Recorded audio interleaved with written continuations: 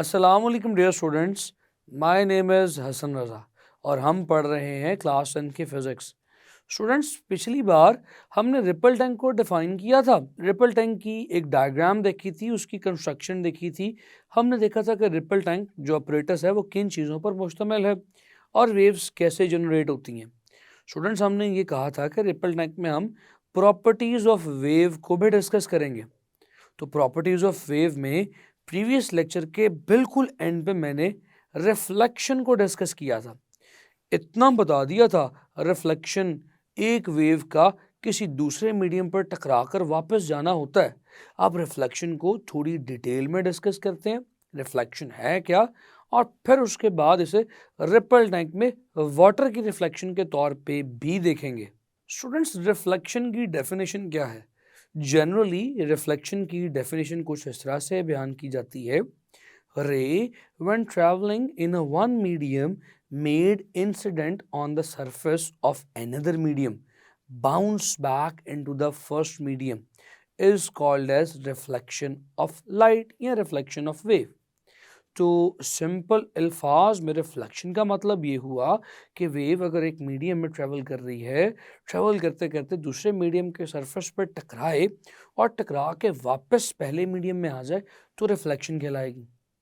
Students, आम तौर पर ज़रा रिफ्लेक्शन ऑफ लाइट को समझना आसान है, तो इसी तरह से रिफ्लेक्शन ऑफ लाइट को समझने के लिए ये रही एक ग्लास प्लेट, एक मिरर है। इस मिरर के परपेंडिकुलर एक डॉटेड लाइन जो आपको नज़र आ रही है, ये इस मिरर का नॉर्मल है। स्टूडेंट्स, ये जो लाइट आके टकरा रही है इस मिरर पे, ये रे ऑफ लाइट, ये इंसिडेंट रे कहलाती है। स्टूडेंट्स, ये इंसिडेंट रे नॉर्मल के साथ जो एंगल बना रही है इसे इंसिडेंस एंगल भी कहते हैं। यानी वो एंगल जिस पर लाइट या कोई भी वेव किसी मीडियम को आके टकराए, वो एंगल ऑफ इंसिडेंस कहलाता है। और स्टूडेंट्स, टकराने के बाद आप देख सकते हैं वही रे रिफ्लेक्ट बैक हो रही है या बाउंस बैक हो रही है, और उसके बाउंस बैक होने को रिप्रेजेंट करने के लिए एक और लाइन इससे परे जाते आप देख सकते हैं। स्टूडेंट्स, ये लाइन जो इससे परे जा रही है, ये भी नॉर्मल के साथ एक एंगल बना रही है। This angle is called as angle of reflection. Students, reflection के कानून के मुताबिक यानी लॉ ऑफ रिफ्लेक्शन के मुताबिक हमेशा याद रखिएगा, जितना एंगल ऑफ इंसिडेंस होगा उतना ही एंगल ऑफ रिफ्लेक्शन भी होगा। Angle of incidence is always equal to the angle of reflection. Students, ये तो लॉ ऑफ रिफ्लेक्शन है। ये लॉ ऑफ रिफ्लेक्शन लाइट के लिए नहीं, तमाम वेव्स के लिए एप्लीकेबल है। जितनी भी वेव्स जब भी रिफ्लेक्शन करेंगी, लॉज ऑफ रिफ्लेक्शन हमेशा फुलफिल होंगे। तो अगर लाइट रिफ्लेक्शन करे तो इंसिडेंस और रिफ्लेक्शन एंगल बराबर आए। तो इसी तरह से स्टूडेंट्स, रिपल टैंक में भी जब वाटर की वेव्स रिफ्लेक्शन करेंगी, उनमें भी इंसिडेंस एंगल और रिफ्लेक्शन एंगल बराबर आएंगे। तो स्टूडेंट्स, वाटर में आकर रिफ्लेक्शन कैसे होगी, ये देखने के लिए आपको मेरे साथ चलना पड़ेगा फिर से लाइट बोर्ड की तरफ। तो स्टूडेंट्स, रिफ्लेक्शन ऑफ वेव की डेफिनेशन तो आप अपनी पिछली क्लास में, प्रीवियस लेक्चर में भी देख चुके हैं, और यहाँ पर आपने दोबारा से रिफ्लेक्शन की डेफिनेशन भी देख ली और लॉज ऑफ रिफ्लेक्शन क्या है वो भी देख लिया। उसको मैंने यहाँ पर ड्रॉ भी करके दिखा दी है कि इंसिडेंट रे आई, आके सरफेस पर टकराई, कोई इंसिडेंट रे कह लें या वेव कह लें, किसी सरफेस पर टकराई। इस सरफेस के परपेंडिकुलर लाइन जिसको मैंने भी आपको दिखाया भी था वो नॉर्मल कहलाता है। नॉर्मल के साथ जो एंगल बनेगा वो एंगल ऑफ इंसिडेंस है, और जब टकरा कर वापस चली जाएगी ये फिनोमेना रिफ्लेक्शन कहलाएगा। और रिफ्लेक्शन के लिए रिफ्लेक्टेड रे के साथ या रिफ्लेक्टेड वेव के साथ जो एंगल बना रहा होगा नॉर्मल, वो एंगल ऑफ रिफ्लेक्शन कहलाएगा। तो स्टूडेंट्स, आपको दिखा भी चुका हूँ और यहाँ पे लिख भी देता हूँ कि वेव्स के लिए लॉ ऑफ रिफ्लेक्शन ये कहता है कि हमेशा इंसिडेंस एंगल और रिफ्लेक्शन एंगल बराबर होते हैं। अब स्टूडेंट्स, यही कुछ अमल हमने रिपल टैंक में वेव ऑफ वाटर्स के साथ भी होते देखना है। लेकिन सवाल ये पैदा होता है कि हम कैसे देखेंगे? हम इस रिफ्लेक्शन के अमल को वाटर के लिए कैसे ऑब्जर्व कर सकते हैं। स्टूडेंट्स, ये रिपल टैंक में पैदा होने वाली वेव्स को ऑब्जर्व कीजिए मेरे साथ। ये टैंक में जो अप्स एंड डाउन्स, क्रेस्ट और ट्रफ्स प्रोड्यूस हो रहे हैं कुछ इस तरह के, और यहाँ पर जो वेव्स प्रोड्यूस हो रही हैं वुडन प्लैंक की वजह से, वो किस फॉर्म में थी? मैंने आपको प्रीवियस लेक्चर में बताया था, they are called as straight या प्लेन वेव फ्रंट्स। वो किस तरह से जा रही थी स्टूडेंट्स? कुछ इस तरह से कि एक क्रेस्ट एक लंबा या एक स्ट्रेट वेव फ्रंट कहलाता है ये, फिर ट्रफ एक ब्लैक या डार्क वेव फ्रंट कहलाता है ये, फिर एक और ब्राइट क्रेस्ट का वेव फ्रंट, फिर ये बीच में ट्रफ का, और फिर ब्राइट एक क्रेस्ट का वेव फ्रंट। ये तमाम dark and bright wave fronts आगे की तरफ ट्रेवल करते चले जा रहे हैं। और स्टूडेंट्स, आप इनकी रिफ्लेक्शन देखना चाहते हैं तो रिफ्लेक्शन देखने के लिए आपको बीच में एक हिंड्रेंस रखनी पड़ेगी, एक ऑब्स्टेकल रखनी पड़ेगी जहां से वेव्स टकरा कर वापस बाउंस बैक हो सकें। तो अब आपने क्या किया स्टूडेंट्स, इन आने वाली वेव्स के रास्ते में एक हर्डल रख दी किसी भी सूरत में।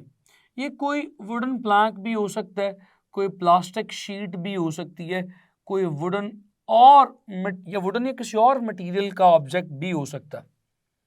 Now students, it will act as a hurdle for the coming wave. आने वाली वेव्स के लिए ये एक हर्डल के तौर पर काम करेगा। अब स्टूडेंट्स फिर से गौर से देखिएगा, जो सामने से वेव्स आ रही हैं, जो इंसिडेंट वेव्स हैं जिन्होंने आकर इस वुडन प्लैंक को टकराना है, मैं आपके सामने वो इस स्पेसिफिक कलर से ड्रॉ कर रहा हूँ। ये स्ट्रेट वेव्स हैं, ये इस वुडन प्लैंक की तरफ बढ़ती चली जा रही हैं। स्टूडेंट्स, जब ये जाके वुडन प्लैंक से टकराएंगी तो उस वक्त वुडन प्लैंक के साथ ये जो एंगल बना रही होंगी, that angle will be called as the angle of incidence, ये वाला एंगल। और याद रखिएगा कि ये वाला एंगल हमेशा किसी भी सरफेस के नॉर्मल से मेजर किया जाता है। तो यहाँ पर स्टूडेंट्स जो हर्डल है वो किसी खास एंगल पर टिल्टेड फॉर्म में पड़ी हुई है, तो इसका नॉर्मल कैसा होगा students? The normal would be something like this. इस लाइन को परपेंडिकुलर ड्रॉ किया गया है इस वुडन प्लैंक के, तो ये इस वुडन प्लैंक का नॉर्मल या परपेंडिकुलर कहलाएगा। तो स्टूडेंट्स इस केस में ये जो वेव्स आकर टकराएंगी, ये वेव्स किस एंगल पर आकर टकरा रही हैं? देखिएगा जरा गौर से, ये एंगल ये वेव फ्रंट की डायरेक्शन यही है ना मोशन की, सो ये एंगल ऑफ इंसिडेंस कहलाएगा। और स्टूडेंट्स ये तमाम वेव्स टकराते ही रिफ्लेक्ट होना शुरू हो जाएंगी एक खास डायरेक्शन में। अब इनकी रिफ्लेक्शन को मैं कुछ इस तरह से ड्रॉ करता हूँ, ये देखिएगा, अब ये वेव्स रिफ्लेक्ट करके इधर को निकल रही है नीचे की तरफ। ये रिस्पेक्टिव वेव फ्रंट्स हैं, ब्राइट और ये बीच वाला डार्क, फिर ये ब्राइट ये डार्क। तो स्टूडेंट्स अगर आप गौर करें तो अब इनका जो रिफ्लेक्शन है वो कुछ इस तरह का है, और जो रिफ्लेक्शन के लिए एंगल बन रहा है उसे एंगल ऑफ रिफ्लेक्शन कहेंगे। ये angle of reflection angle of incidence के बराबर होगा, इसीलिए तो हम ये कह सकते हैं कि ये वाटर की वेव्स बिल्कुल एन लॉज ऑफ रिफ्लेक्शन के मुताबिक रिफ्लेक्ट हो रही हैं। ये जो एंगल ऑफ इंसिडेंस बन रहा होगा, एंगल ऑफ रिफ्लेक्शन भी उसी के बराबर बन रहा होगा। जो वेव्स आकर यहाँ पर टकराएंगी वो उसी एंगल पर रिफ्लेक्ट कर जाएंगी। ये जो मैंने ब्लू कलर की लाइन लगाई है, ये डायरेक्शन ऑफ वेव को रिप्रेजेंट कर रही है। तो इसी डायरेक्शन ऑफ वेव के साथ एंगल को मेजर करते हैं, जैसे कि हमने यहाँ पर डायरेक्शन ऑफ वेव और नॉर्मल के साथ एंगल ऑफ इंसिडेंस और एंगल ऑफ रिफ्लेक्शन को मेजर किया था। तो स्टूडेंट्स हमने ये ऑब्जर्व कर लिया रिपल टैंक में कि रिपल टैंक में वेव्स प्रोड्यूस भी हुई, हमने वेव्स को प्रोड्यूस होते भी देखा, और वेव्स की पहली प्रॉपर्टी यानी रिफ्लेक्शन को ऑब्जर्व भी कर लिया। अब स्टूडेंट्स दूसरी प्रॉपर्टी ऑफ वेव का नाम है रिफ्रैक्शन। स्टूडेंट्स ये रिफ्रैक्शन क्या है? आज के लेक्चर में सिर्फ रिफ्रैक्शन का नाम आपसे डिस्कस कर रहा हूं। रिफ्रैक्शन क्या है मैं आज डिस्कस नहीं करूंगा, क्योंकि स्टूडेंट्स मैं जब तक आपकी बेसिक्स नहीं बनवा देता मैं किसी भी कॉन्सेप्ट को डिस्कस नहीं करता। तो थोड़ा सा आपको पीछे लेके आऊंगा। रिफ्रैक्शन समझाने के लिए एक और ऑब्जर्वेशन समझानी पड़ेगी मुझे। अब एक बात जहन में रख लें कि रिफ्रैक्शन में एक वेव एक मीडियम से होते हुए दूसरे मीडियम में दाखिल होती है। बस इतनी सी बात आज रिफ्रैक्शन के डिस्कस कर रहा हूं, ये ध्यान में रखिएगा। वेव ने एक मीडियम से दूसरे मीडियम में दाखिल होना है। अब उस दूसरे मीडियम की प्रॉपर्टीज मुख्तलिफ हो सकती हैं। दूसरे मीडियम से क्या मुराद है स्टूडेंट्स? बहुत सिंपल सी बात है कि अगर आप एक ग्लास, ये ग्लास मिरर का जिक्र नहीं कर रहा मैं, ये ट्रांसपेरेंट ग्लास की बात कर रहा हूं। अगर आप ट्रांसपेरेंट ग्लास के अंदर लेजर मारें तो जो लेजर आप ट्रांसपेरेंट ग्लास के अंदर फॉल करवाएंगे वो लेजर हवा से होती हुई उसमें जाएगी। अब हवा एक मीडियम है और जब वो लेजर उस ट्रांसपेरेंट ग्लास में दाखिल होगी तो ट्रांसपेरेंट ग्लास उसके लिए दूसरे मीडियम का रोल प्ले करेगा। तो स्टूडेंट्स यहाँ पर भी जो हमने रिपल टैंक में वेव्स की रिफ्रैक्शन करवानी है उसके लिए भी हमें एक मीडियम के साथ दूसरे मीडियम की भी ज़रूरत है। स्टूडेंट्स यहाँ पर एक मीडियम तो वाटर है, तो दूसरा मीडियम कहाँ से लेके आए? तो दूसरे मीडियम को कैसे क्रिएट करेंगे रिपल टैंक में? We can create another medium in a ripple tank by making its depth shallower. हम इसकी डेप्थ को कम करके मीडियम को चेंज कर सकते हैं। चलिए स्टूडेंट्स थोड़ा सा आसान करता हूँ। मान लीजिए कि पहले इसकी डेप्थ सरफेस ऑफ वाटर से लेके बॉटम तक है और अब की बार आपने वही रिपल टैंक इस्तेमाल किया, यानी उसकी जो बाहर से डेप्थ है वो वही है, लेकिन इस बार जो वेव्स प्रोड्यूस हो रही हैं उन वाटर वेव्स के बॉटम पे आपने एक और मेटल की या प्लास्टिक शीट रखी हुई है, यानी कि इस बार डेप्थ पहले से कम है। पहले डेप्थ सारी की सारी थी, नीचे कुछ नहीं पड़ा था, अब इसके बॉटम पे एक प्लास्टिक की शीट पड़ी है। Now the water depth is shallow. Shallow कहते हैं लेस डीप को, तो लेस डीप करने से मीडियम चेंज हो गया। जी बिल्कुल मीडियम चेंज हो गया। स्टूडेंट्स मीडियम कैसे चेंज हुआ है? तो ये भी पानी वो भी पानी है, तो मीडियम कैसे चेंज हो गया? स्टूडेंट्स मेरे साथ साथ चलें, मैं बहुत सारी चीज़ों को सिंप्लीफाई करके आपके साथ चलूँगा। स्टूडेंट्स मीडियम कैसे चेंज हुआ? जब वाटर में कोई दूसरा ऑब्जेक्ट नहीं पड़ा था डेप्थ कम करने के लिए, तब water was treated as a rare medium. यूं समझ लीजिए कि उस वक्त इस पूरे के पूरे अपरेटस की डेंसिटी कम थी। डेंसिटी किसे कहते हैं? मास पर यूनिट वॉल्यूम को कहते हैं ना। तो इस पूरे के पूरे अपरेटस में सिर्फ पानी का मास था और कोई चीज नहीं थी। लेकिन जब आपने एक ऑब्जेक्ट बॉटम पे रखा तो ये क्या बन गया? डेंसर मीडियम, यानी इसकी डेंसिटी अब बढ़ चुकी है क्योंकि अब उसी वॉल्यूम में एक और मास ऐड हो चुका है। ये कुछ भी हो सकता है, प्लास्टिक भी हो सकता है, वुड भी हो सकता है, इसको रखा है सिर्फ डेप्थ कम करने के लिए। तो students now the medium has been changed. हमने क्या ऑब्जर्व किया? स्टूडेंट्स बहुत गौर से मेरी बात सुनिएगा। पहले और अब हमने क्या फर्क ऑब्जर्व किया? स्टूडेंट्स हमने फर्क ऑब्जर्व किया कि जब डेप्थ ज़्यादा थी एट हाई डेप्थ, इसको मैं लिख भी देता हूँ साथ साथ, ये तमाम पॉइंट्स बहुत इंपॉर्टेंट हैं। एट हाई डेप्थ स्टूडेंट्स हमने ऑब्जर्व किया कि जो वेव्स प्रोड्यूस हो रही हैं वो कुछ इस तरह से हैं। उनकी वेवलेंथ ज़्यादा है और साथ ही साथ उनकी स्पीड भी ज़्यादा है। आपने स्पीड और वेवलेंथ देखी। सो इस केस में हमने देखा था कि द वेवलेंथ इज ग्रेटर, खुली खुली बड़ी बड़ी वेव है और उनकी स्पीड भी ज़्यादा है एक एंड से दूसरे एंड तक जाने की। और एट शैलो डेप्थ हमने क्या देखा? स्टूडेंट्स हमने शैलो डेप्थ पे देखा कि अब जो वेव्स प्रोड्यूस हो रही हैं वो इतनी खुली नहीं है, क्योंकि यहाँ पे डेप्थ शैलो है। ये जो चीज़ है ये वाटर नहीं है, ये हमने वाटर की डेप्थ को रिड्यूस किया हुआ है कोई ऑब्जेक्ट डाल के। तो अब इस केस में जो वेव्स प्रोड्यूस हो रही हैं they are having a less wavelength, और देखो ये एक किनारे से दूसरे किनारे तक पहुंचते हुए कम छोटे छोटे एरिया, छोटे छोटे लेंथ पर डिपेंड करके छोटे छोटे लेंथ को कवर करके जा रही हैं। यानी अब एक एंड से दूसरे एंड तक जाते हुए ज़्यादा वक्त ले रही हैं, यानी स्पीड कम हो गई है ना स्टूडेंट्स। तो एट हाई डेप्थ हमने देखा कि इनकी वेवलेंथ ग्रेटर है और वेलोसिटी भी ग्रेटर है।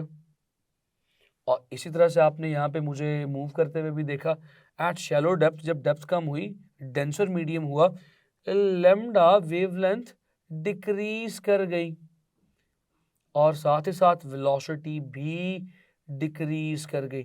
लेकिन एक चीज कॉमन थी, दोनों के केस में फ्रीक्वेंसी सेम थी। स्टूडेंट्स याद रख लीजिएगा, फ्रीक्वेंसी दोनों के केस में सेम थी। यहाँ पर भी फ्रीक्वेंसी वही थी जो फ्रीक्वेंसी शैलो डेप्थ पर है। स्टूडेंट्स यहाँ पर मेरी अपनी बात ही मेरी इस बात से कॉन्ट्राडिक्ट कर रही है।